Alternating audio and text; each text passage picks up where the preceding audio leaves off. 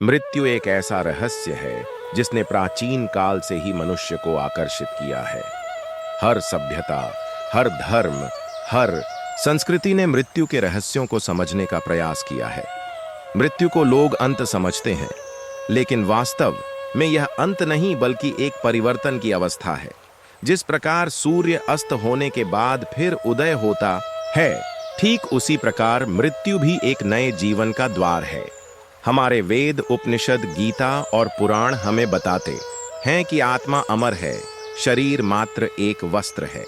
श्री कृष्ण ने अर्जुन से कहा था, नैनम छिंदन्ति शस्त्राणि नैनम दहति पावकः न चैनम क्लेदयन्त्यापो न शोषयति मारुतः। अर्थात आत्मा को कोई शस्त्र काट नहीं सकता, अग्नि जला नहीं सकती, जल भिगो नहीं सकता, वायु सुखा नहीं सकती। इसका अर्थ स्पष्ट है कि मृत्यु केवल शरीर की होती है, आत्मा का कोई अंत नहीं। मृत्यु के समय सबसे पहले हमारे पंच तत्वों से बने इस शरीर का विघटन शुरू होता है। धरती, जल, अग्नि, वायु, आकाश, इन पांचों तत्वों में हमारा शरीर बंधा हुआ है। जब मृत्यु का समय आता है, शरीर धीरे धीरे अपने तत्वों को वापस प्रकृति को सौंप देता है। सबसे पहले हमारी प्राण ऊर्जा कम होती है, श्वास की गति धीमी पड़ती है, हृदय की धड़कन रुकती है। यह प्रक्रिया कुछ क्षणों से लेकर कई मिनटों तक चल सकती है। प्राण का शरीर से अलग होना मृत्यु का वास्तविक क्षण माना जाता है। जैसे ही प्राण निकलता है, आत्मा सूक्ष्म शरीर के साथ शरीर को छोड़ देती है। सूक्ष्म शरीर में हमारे संस्कार, इच्छाएं, भावनाएं और कर्मों का लेखा जोखा होता है।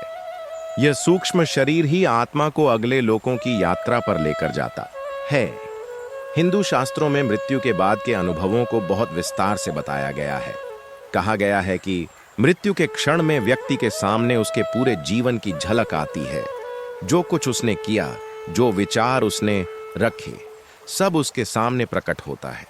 यह सब इसलिए होता है ताकि आत्मा समझ सके कि उसने जीवन में क्या सीखा और क्या खोया। मृत्यु के बाद आत्मा तुरंत अपने अगले गंतव्य पर नहीं जाती। गरुड़ पुराण के अनुसार मृत्यु के बाद आत्मा एक विशेष अवस्था में रहती है, जिसे प्रेत अवस्था कहा जाता है। इस अवस्था में आत्मा को धीरे धीरे अपने पुराने शरीर से और इस भौतिक संसार से विरक्ति करनी होती है। 13 दिन तक आत्मा अपने घर परिवार के आसपास रहती है, उन्हें देखती है, सुनती है, पर उनसे संवाद नहीं कर पाती। इसी कारण हिंदू संस्कृति में मृत्यु के बाद 13 दिन तक विशेष कर्मकांड और श्राद्ध किए जाते हैं, ताकि आत्मा को शांति मिल सके और वह अगले लोक की ओर बढ़ सके। मृत्यु के बाद आत्मा को यमदूत या देवदूत मार्गदर्शन करते हैं। जिन्होंने जीवन में पुण्य कर्म किए हैं, सत्य और धर्म का पालन किया है, उन्हें यमदूत नहीं बल्कि देवदूत मार्गदर्शन देते हैं। ऐसे लोग उज्जवल प्रकाश देखते हुए स्वर्ग या उच्च लोकों की यात्रा पर निकलते हैं। वहीं जिन्होंने पाप किए हैं, अधर्म का मार्ग अपनाया है, उनके लिए मृत्यु का क्षण भयावह होता है। वे अंधकार देखते हैं, यमदूतों से भयभीत होते हैं और नरक के लोकों की यात्रा करते हैं। नरक लोक का उद्देश्य आत्मा को दंड देना नहीं बल्कि उसे उसके कर्मों का फल दिखाना होता है, ताकि वह अपने कर्मों के परिणाम को समझ सके और आगे के जन्मों में सुधार कर सके। श्री कृष्ण ने गीता में कहा है कि मृत्यु के समय जिस भाव से आत्मा शरीर का त्याग करती है, वही उसका अगला जन्म निर्धारित करता है। यम यम वापि स्मरण भावम त्यजत्यन्ते कलेवरम तम तमे वैति कौन्तेय सदा तद्भाव भावितः। अर्थात मृत्यु के समय मन जिस भाव में रहता है, आत्मा उसी भाव के अनुसार अगले शरीर को धारण करती है। इसलिए संत महात्मा बार बार कहते हैं कि जीवन के हर क्षण में ईश्वर का स्मरण करो, क्योंकि अंतिम क्षण में वही स्मरण आत्मा को मुक्ति या बंधन में डाल सकता है। मृत्यु के बाद आत्मा जिन लोकों की यात्रा करती है, उन्हें हिंदू धर्म में विभिन्न नाम दिए गए हैं। भौतिक जगत से परे सूक्ष्म लोक, स्वर्गलोक, पितृलोक, ब्रह्मलोक और नरक लोक का वर्णन किया गया है। आत्मा अपने कर्मों के अनुसार इन लोकों का अनुभव करती है। यदि आत्मा ने अत्यधिक पुण्य कर्म किए हैं तो उसे स्वर्ग का अनुभव होता है, जहां सुख, शांति और दिव्यता का वास है। लेकिन स्वर्ग भी स्थायी नहीं है। जब पुण्य का फल समाप्त हो जाता है, आत्मा को पुनः धरती पर जन्म लेना पड़ता है। नरक में भी आत्मा को केवल अपने पापों का परिणाम भोगना होता है और फिर उसे नया अवसर दिया जाता है। यही कारण है कि वेद और उपनिषद कहते हैं कि मृत्यु और जन्म का यह चक्र, संसार, तब तक चलता है जब तक आत्मा को मोक्ष न मिल जाए। मोक्ष का अर्थ है जन्म और मृत्यु के चक्र से मुक्ति। श्री कृष्ण ने गीता में स्पष्ट कहा है, मामुपेत्य पुनर्जन्म दुखालयम शाश्वतम नाप्नुवन्ति महात्मानः संसिद्धिम परमाम गता। अर्थात जो व्यक्ति परमात्मा को प्राप्त कर लेता है वह इस दुखों से भरे अस्थाई संसार में फिर जन्म नहीं लेता। मृत्यु का भय इसलिए है क्योंकि हम स्वयं को केवल यह शरीर मानते हैं। हम भूल गए हैं कि हम आत्मा हैं। जब आत्मा का साक्षात्कार हो जाता है तब मृत्यु एक मित्र की तरह लगती है, शत्रु की तरह नहीं। मृत्यु केवल एक द्वार है जो हमें अगले चरण में ले जाता है। योगियों और संतों ने मृत्यु को साधना का एक अवसर बताया है। जो व्यक्ति जीवन भर मृत्यु का स्मरण करता है और ईश्वर का भजन करता है वह मृत्यु के क्षण में भी शांति अनुभव करता है। मृत्यु के बाद आत्मा की यात्रा को समझने के लिए हमें यह जानना होगा कि आत्मा 3 शरीरों से जुड़ी है, स्थूल शरीर, सूक्ष्म शरीर और कारण शरीर। स्थूल शरीर वही है जो हमें दिखाई देता है। मृत्यु के समय यही शरीर नष्ट हो जाता है। सूक्ष्म शरीर में मन, बुद्धि, अहंकार और संस्कार रहते हैं। कारण शरीर में आत्मा के कर्मों का गहरा बीज रहता है। मृत्यु के बाद सूक्ष्म और कारण शरीर आत्मा के साथ रहते हैं और अगले जन्म का निर्धारण करते हैं। हिंदू ग्रंथों में मृत्यु के बाद के 16 दिन का विशेष महत्व बताया गया है। पहले 13 दिन आत्मा अपने पुराने जीवन से धीरे धीरे अलग होती है। 14वें दिन यमराज के दूत आत्मा को यमलोक लेकर जाते हैं, जहां उसके कर्मों का लेखा जोखा होता है। यही वह समय है जब पितृपक्ष के श्राद्ध का महत्व समझ आता है। श्राद्ध और तर्पण से आत्मा को ऊर्जा मिलती है, जिससे वह अपने अगले लोक की यात्रा सहजता से कर सके। मृत्यु के बाद का यह मार्ग हर व्यक्ति के लिए अलग होता है, क्योंकि हर किसी के कर्म अलग होते हैं। अच्छे कर्म करने वाले को मृत्यु का अनुभव सुखद होता है, जबकि बुरे कर्म करने वालों के लिए यह कठिनाई भरा होता है। कई संतों ने मृत्यु के समय आनंद का अनुभव किया है। उन्होंने मुस्कुराते हुए प्राण त्यागे, क्योंकि वे जानते थे कि मृत्यु केवल एक परिवर्तन है। भारतीय दर्शन में यह भी कहा गया है कि मृत्यु का क्षण पूर्व निर्धारित होता है।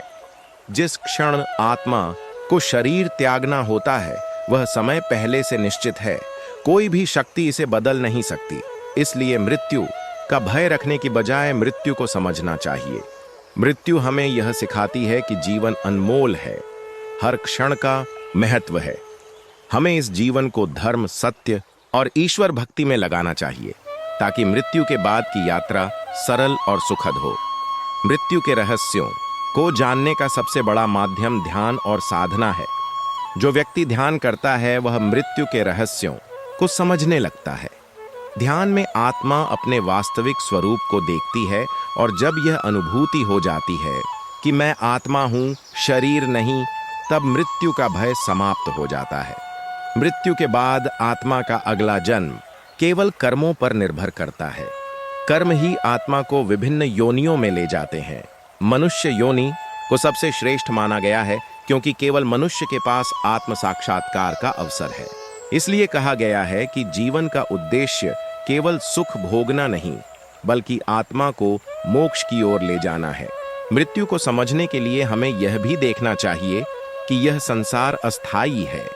हर दिन, हर क्षण मृत्यु हमारे करीब आती है। यह डराने के लिए नहीं, बल्कि हमें जागरूक करने के लिए है। मृत्यु का स्मरण हमें विनम्र बनाता है, अहंकार को तोड़ता है और जीवन को सार्थक बनाता है। श्री कृष्ण ने गीता में अर्जुन को यही सिखाया कि मृत्यु शाश्वत सत्य है, इससे डरना नहीं चाहिए, बल्कि इसे आत्मा के अमृतत्व का प्रमाण मानना चाहिए। जब हम यह समझ लेते हैं कि आत्मा कभी नहीं मरती, तो मृत्यु का भय समाप्त हो जाता है। मृत्यु केवल एक द्वार है, एक यात्रा है जो हमें अगले अनुभवों तक ले जाती है। इस संसार में जो कुछ भी है वह परिवर्तनशील है। मृत्यु भी परिवर्तन का ही एक चरण है। जो आत्मा साधक है, जो ईश्वर को समर्पित है, वह मृत्यु को उत्सव मानता है। मृत्यु आत्मा की यात्रा का एक और पड़ाव है। अगले जन्म में आत्मा को नया अवसर मिलता है। मृत्यु से डरने के बजाय हमें इसे समझना चाहिए और अपने जीवन को ऐसे जीना चाहिए कि मृत्यु के क्षण में हमें कोई पछतावा न हो। गरुड़ पुराण में यह भी वर्णन मिलता है कि मृत्यु के बाद आत्मा को यमलोक में चित्रगुप्त के सामने प्रस्तुत किया जाता है। चित्रगुप्त हमारे हर कर्म का लेखा जोखा रखते हैं। वहां आत्मा को अपने हर अच्छे बुरे काम का अनुभव कराया जाता है। यह अनुभव आत्मा को सीख देता है और उसे अगले जीवन की दिशा देता है। इसलिए कहा गया है कि हर विचार, हर कर्म का फल हमें भोगना पड़ता है। मृत्यु का क्षण आत्मा के लिए एक दर्पण की तरह होता है, जिसमें वह अपने जीवन का सच्चा प्रतिबिंब देखती है। मृत्यु के बाद आत्मा अपने प्रियजनों को देख सकती है, लेकिन उनके साथ संपर्क नहीं कर सकती। यह आत्मा के लिए एक परीक्षा होती है। धीरे धीरे आत्मा को समझ में आता है कि उसे अपने अगले चरण की ओर बढ़ना है। मृत्यु के बाद के इन अनुभवों को समझकर ही हमारे पूर्वजों ने श्राद्ध, तर्पण और पिंडदान जैसी परंपराएं बनाई हैं, ताकि आत्मा को शांति मिले। मृत्यु केवल अंत नहीं, बल्कि एक नई शुरुआत है। आत्मा अमर है, अनादि है, अविनाशी है। मृत्यु हमें यह याद दिलाती है कि हमें अपने कर्मों पर ध्यान देना चाहिए, क्योंकि यही हमारे भविष्य का निर्धारण करेंगे। मृत्यु का ज्ञान हमें जीवन को सही दृष्टि से देखने की शक्ति देता है। जब हम यह समझते हैं कि यह शरीर अस्थायी है, तब हम इसका दुरुपयोग नहीं करते। हम अपने समय, ऊर्जा और संसाधनों का सदुपयोग करते हैं। मृत्यु हमें सिखाती है कि समय अमूल्य है। यह हमें आध्यात्मिकता की ओर ले जाती है। मृत्यु का भय केवल अज्ञान का परिणाम है। जब आत्मा को अपने अमर स्वरूप का ज्ञान हो जाता है, तब मृत्यु का भय मिट जाता है। मृत्यु का स्मरण हर इंसान के लिए जरूरी है, क्योंकि यह हमें जागरूक करता है। जो मृत्यु को समझ लेता है, वह जीवन को भी समझ लेता है। मृत्यु का रहस्य यही है कि यह हमें सत्य की ओर ले जाने वाला एक द्वार है। मृत्यु के रहस्यों को जानने के लिए हमें अपने प्राचीन ऋषियों की दृष्टि को समझना होगा। वेद, उपनिषद, पुराण और गीता ने मृत्यु के बाद की अवस्था को अत्यंत सूक्ष्म और गहरे तरीके से समझाया है। आर्षियों का कहना है कि मृत्यु के समय आत्मा अपनी पूरी यात्रा को देखती है। जैसे कोई फिल्म हो, वैसे ही एक एक दृश्य उसकी चेतना के सामने आता है। यह अनुभव मात्र कुछ सेकंड का लगता है, लेकिन आत्मा के लिए यह बहुत गहरा होता है। आत्मा को अपने हर कर्म, हर विचार और हर भावना का अनुभव होता है। इसीलिए मृत्यु के क्षण को महत्वपूर्ण कहा गया है। मृत्यु के बाद आत्मा तुरंत अपने अगले गंतव्य तक नहीं पहुंचती, बल्कि पहले वह सूक्ष्म लोकों में प्रवेश करती है। सूक्ष्म लोक का अनुभव आत्मा के कर्मों के अनुसार होता है। अच्छे कर्मों वाले व्यक्ति के लिए मृत्यु के बाद की यात्रा सरल होती है।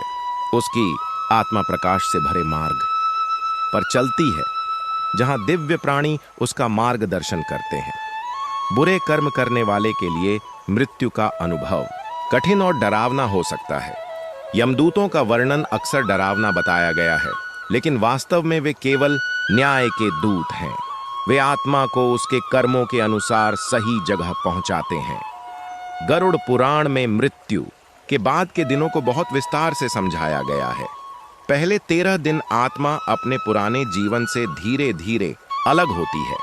इस दौरान वह अपने घर वालों को देख सकती है, उनकी बातें सुन सकती है, लेकिन उनसे कोई संवाद नहीं कर सकती।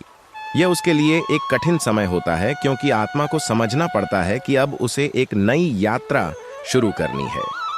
यही कारण है कि मृत्यु के बाद के 13 दिन परिवारजनों के लिए भी महत्वपूर्ण माने गए हैं। वे आत्मा के लिए प्रार्थना करते हैं, यज्ञ और तर्पण करते हैं ताकि आत्मा को शांति मिले। 14वें दिन आत्मा यमलोक की यात्रा पर निकलती है। इस यात्रा को बहुत गहराई से समझाया गया है। यह कहा जाता है कि आत्मा अपने सूक्ष्म शरीर के साथ एक ऐसे मार्ग पर चलती है जहां विभिन्न दृश्य आते हैं। कुछ आत्माएं प्रकाशमय मार्ग देखती हैं, कुछ अंधकार से भरे मार्ग। यह सब उनके कर्मों पर निर्भर करता है। यमलोक में आत्मा को चित्रगुप्त के सामने प्रस्तुत किया जाता है। चित्रगुप्त आत्मा के हर कर्म का लेखा जोखा रखते हैं। यह लेखा कोई किताब में नहीं लिखा होता, बल्कि आत्मा के अपने कारण शरीर में दर्ज होता है। आत्मा को अपने हर कर्म का अनुभव कराया जाता है ताकि वह समझ सके कि उसके कर्मों का फल क्या है। इसके बाद यमराज आत्मा को उसके कर्मों के अनुसार स्वर्ग, नरक या पुनर्जन्म का मार्ग बताते हैं। मृत्यु के बाद का यह न्यायपूर्ण तंत्र बहुत वैज्ञानिक है। यह कोई अंधविश्वास नहीं, बल्कि एक दिव्य नियम है। हर कर्म का फल निश्चित है। मृत्यु के बाद आत्मा को किसी का पक्षपात नहीं मिलता। यमराज और चित्रगुप्त पूरी तरह निष्पक्ष होते हैं। आत्मा को अपने कर्मों का फल भोगना ही पड़ता है। यही कारण है कि धर्म ग्रंथ हमें सत्कर्म करने और पाप से बचने की शिक्षा देते हैं।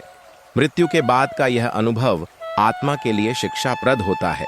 जो आत्मा नरक जाती है वह वहां अपने पापों का फल भोगती है।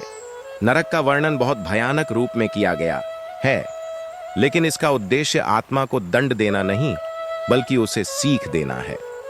नरक में आत्मा को यह समझ आता है कि उसके पापों का परिणाम कितना दर्दनाक हो सकता है। जब आत्मा इस पीड़ा से गुजरती है तो उसके भीतर यह संकल्प पैदा होता है कि अगले जन्म में वह ऐसा पाप नहीं करेगी। इस तरह नरक आत्मा के लिए एक शुद्धिकरण स्थल है। स्वर्ग लोक का अनुभव आत्मा के लिए सुखद होता है। यहाँ आत्मा अपने पुण्यों का फल भोगती है, लेकिन स्वर्ग भी स्थायी नहीं है। जब पुण्य समाप्त हो जाता है, आत्मा को फिर से धरती पर जन्म लेना पड़ता है।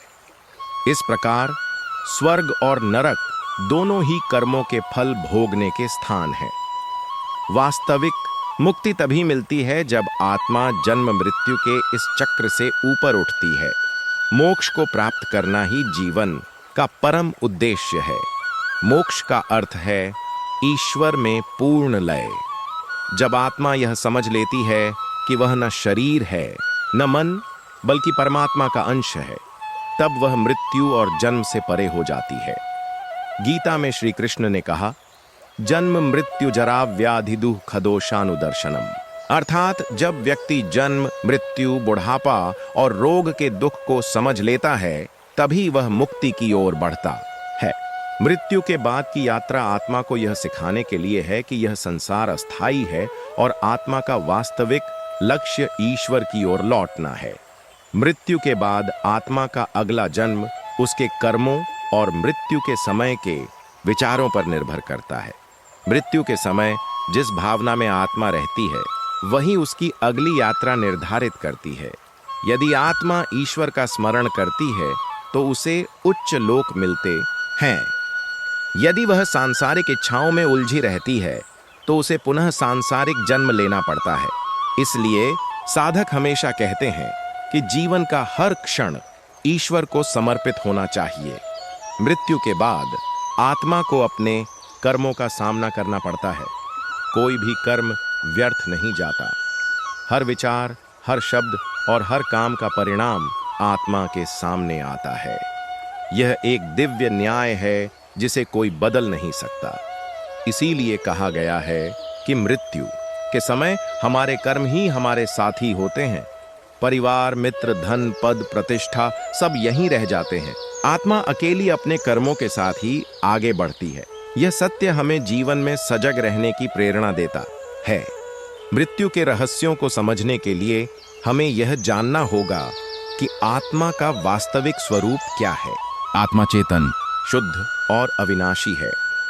यह शरीर का उपयोग केवल अनुभव करने के लिए करती है। जन्म और मृत्यु केवल शरीर के परिवर्तन का नाम है।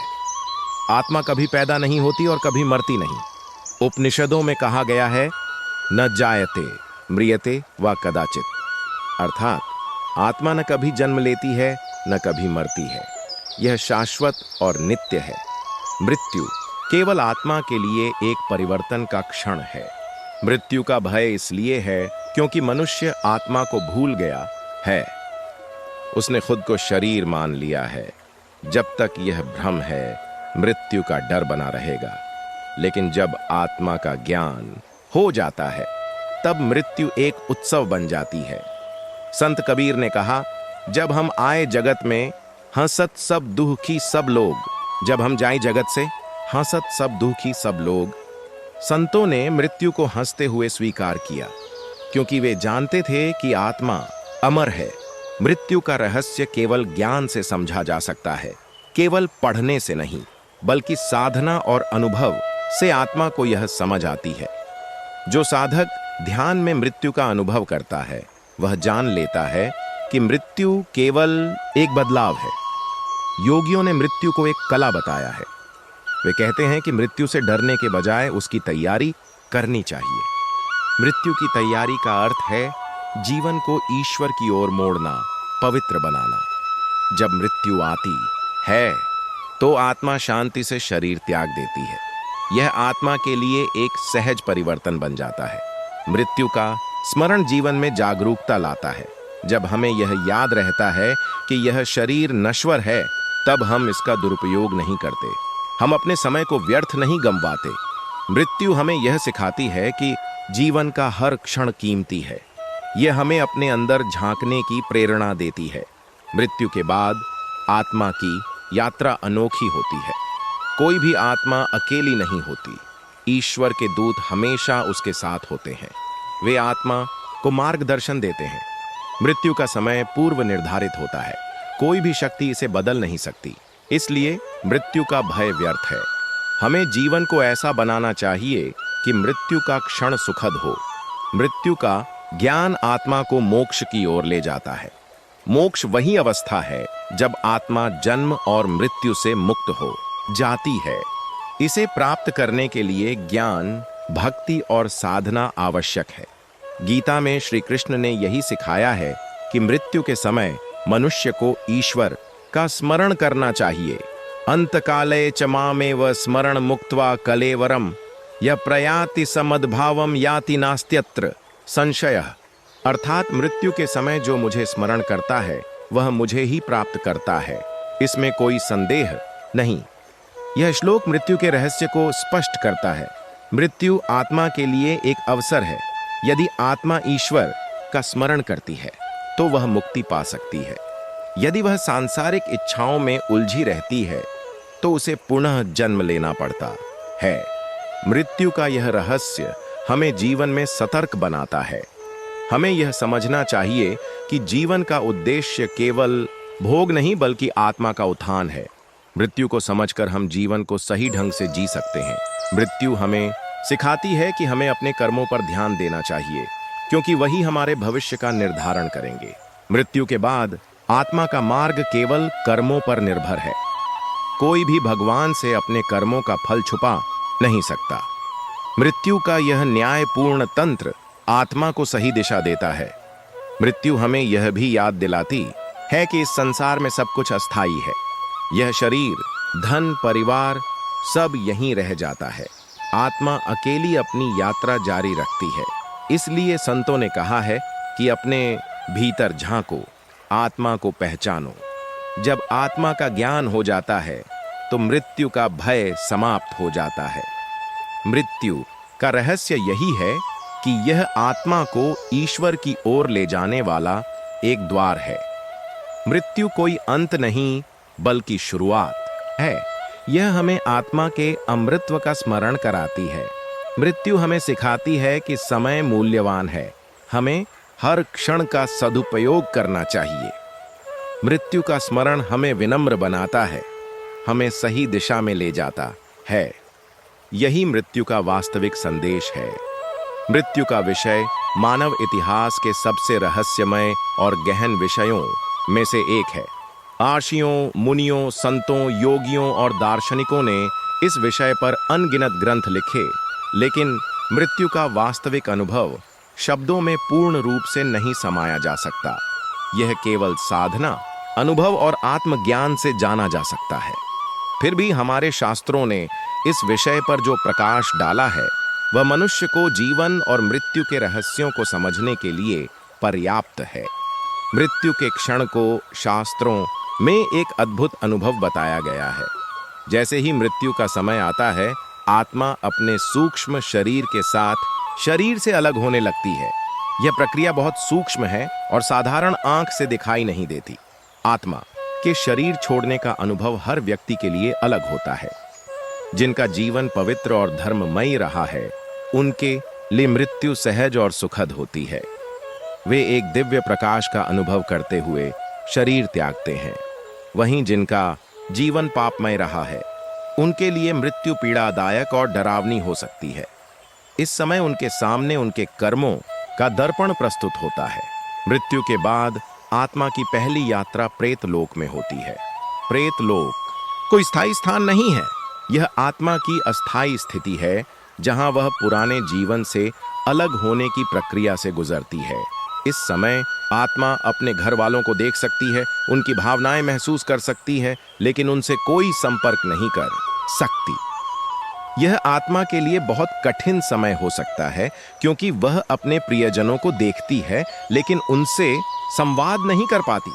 यही कारण है कि हिंदू संस्कृति में मृत्यु के बाद के 13 दिन बहुत महत्वपूर्ण माने जाते हैं।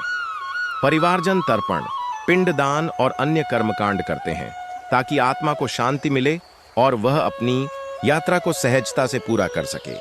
गरुड़ पुराण में मृत्यु के बाद आत्मा की यात्रा को विस्तृत रूप से समझाया गया है। मृत्यु के 14वें दिन आत्मा को यमलोक की ओर ले जाया जाता है। इस यात्रा को आत्मा अकेली नहीं करती, उसके साथ यमदूत होते हैं। वे आत्मा को सुरक्षित लेकर जाते हैं। यमलोक का मार्ग आत्मा के लिए एक परीक्षा की तरह होता है। इस मार्ग पर आत्मा को अपने जीवन के कर्मों के अनुरूप दृश्य दिखाई देते हैं। पुण्य आत्माओं के लिए यह मार्ग सुखद होता है, जबकि पापियों के लिए यह भयावह हो सकता है। यमलोक पहुंचने के बाद आत्मा को चित्रगुप्त के सामने प्रस्तुत किया जाता है। चित्रगुप्त कोई सामान्य देवता नहीं, बल्कि दिव्य चेतना है जो आत्मा के हर कर्म का हिसाब रखते हैं। यह लेखा जोखा किसी कागज या किताब में नहीं होता, बल्कि आत्मा के कारण शरीर में हर कर्म का सूक्ष्म बीज अंकित होता है।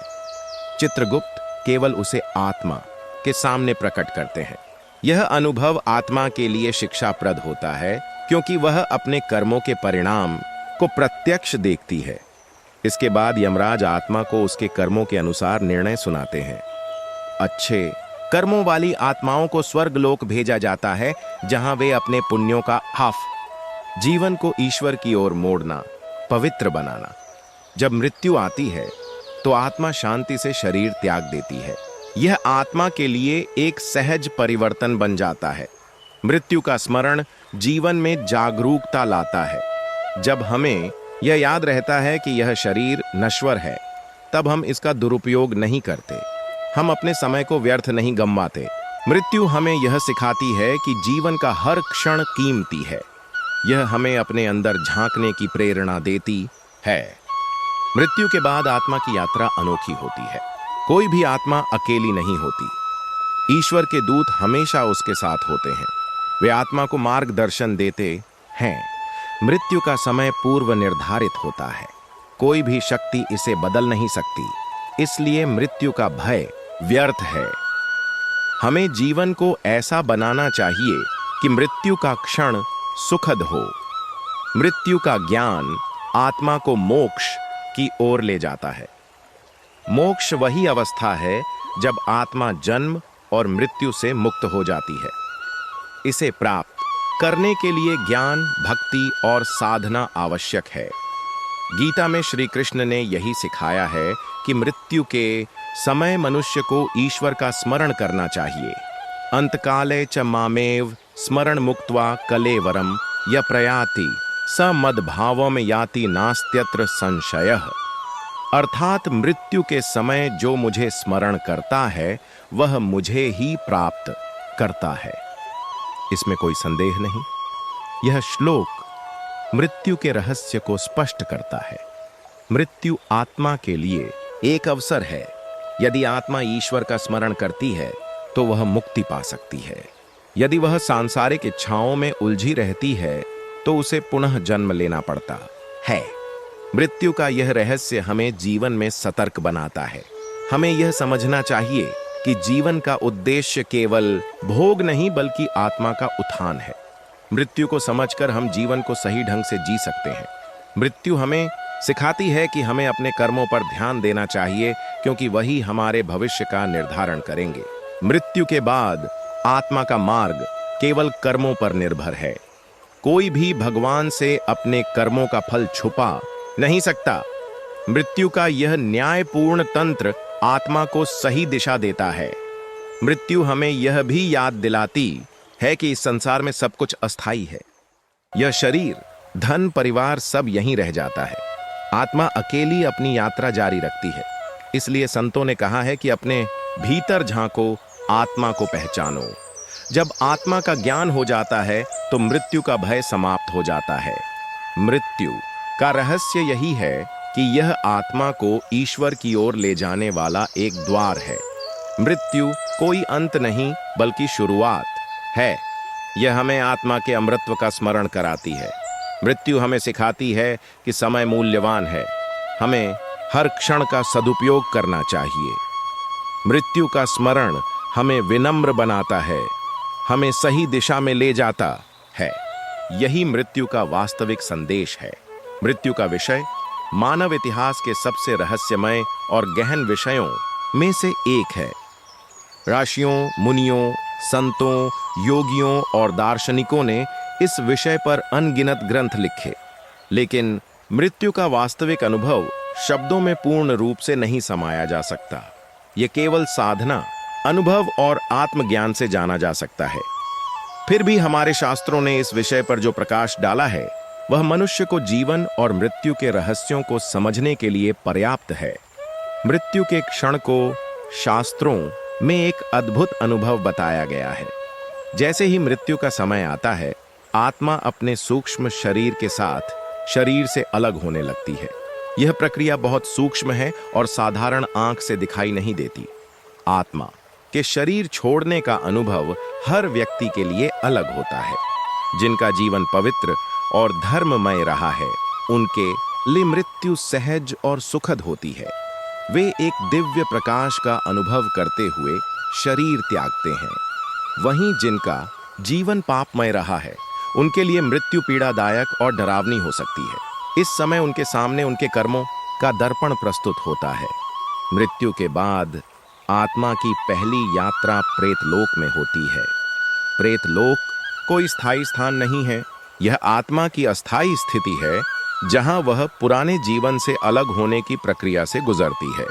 इस समय आत्मा अपने घर वालों को देख सकती है, उनकी भावनाएं महसूस कर सकती है, लेकिन उनसे कोई संपर्क नहीं कर सकती। यह आत्मा के लिए बहुत कठिन समय हो सकता है, क्योंकि वह अपने प्रियजनों को देखती है लेकिन उनसे संवाद नहीं कर पाती। यही कारण है कि हिंदू संस्कृति में मृत्यु के बाद के 13 दिन बहुत महत्वपूर्ण माने जाते हैं। परिवारजन तर्पण, पिंडदान और अन्य कर्मकांड करते हैं ताकि आत्मा को शांति मिले और वह अपनी यात्रा को सहजता से पूरा कर सके।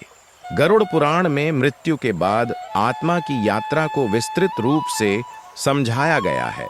मृत्यु के 14वें दिन आत्मा को यमलोक की ओर ले जाया जाता है। इस यात्रा को आत्मा अकेली नहीं करती, उसके साथ यमदूत होते हैं। वे आत्मा को सुरक्षित लेकर जाते हैं। यमलोक का मार्ग आत्मा के लिए एक परीक्षा की तरह होता है। इस मार्ग पर आत्मा को अपने जीवन के कर्मों के अनुरूप दृश्य दिखाई देते हैं। पुण्य आत्माओं के लिए यह मार्ग सुखद होता है, जबकि पापियों के लिए यह भयावह हो सकता है। यमलोक पहुंचने के बाद आत्मा को चित्रगुप्त के सामने प्रस्तुत किया जाता है। चित्रगुप्त कोई सामान्य देवता नहीं बल्कि दिव्य चेतना है जो आत्मा के हर कर्म का हिसाब रखते हैं। यह लेखा जोखा किसी कागज या किताब में नहीं होता, बल्कि आत्मा के कारण शरीर में हर कर्म का सूक्ष्म बीज अंकित होता है।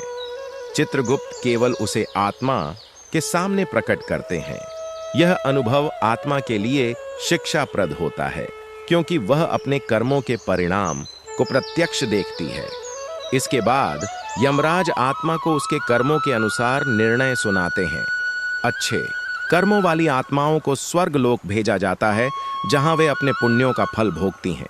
बुरे कर्म करने वालों को नरक लोक में भेजा जाता है, ताकि वे अपने पापों का प्रायश्चित कर सकें।